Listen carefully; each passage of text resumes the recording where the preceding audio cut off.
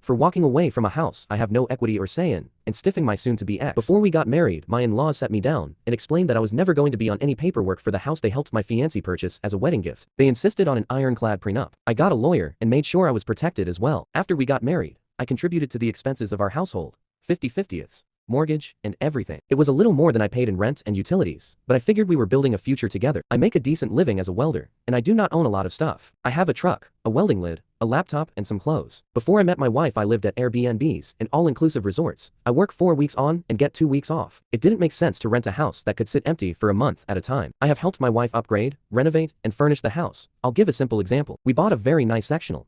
I paid for half up front by giving the money to my wife. She then bought it on her credit card to get the points. After that, it wasn't my problem anymore. I recently found out that she has been seeing her ex when I'm out of town. I do not play that game. I will never compete for a woman, and I do not forgive cheating. So last time I came home from work, I stayed at an Airbnb. I took the time to see a lawyer and initiate our divorce. When my time off was done, I went back to work. My next break is after the new year, and I will be going to an all-inclusive. Neither this last time or from now on did I or will I be giving her any money. The problem is that she didn't use the money I gave her to pay down the mortgage or her credit card bill. She blew it on other stuff. So now, she is in a bind. My money made her lifestyle possible. By just leaving and not engaging, she is kind of screwed. But there is nothing there for me anymore. We don't even have a dog like I wanted, because she would have had to care for them while I was away. So all I left behind was a suit I only bought for our wedding, some gym clothes, and my dress shoes, once again for the wedding. She, her family, and her friends are all over me to help her during our divorce. I have no obligation to do so though, and after our divorce, even less so. I can literally live out of my suitcase and my backpack. My only living expense beyond housing is long-term parking for my truck. Even my mom seems to think I am screwing her over and punishing her too harshly. I personally can't believe my mom would take her side, but my parents' divorce was really antagonistic, and their inability to communicate lead to both of them being much worse off than if they cooperated and ended things amicably. Am I the asshole?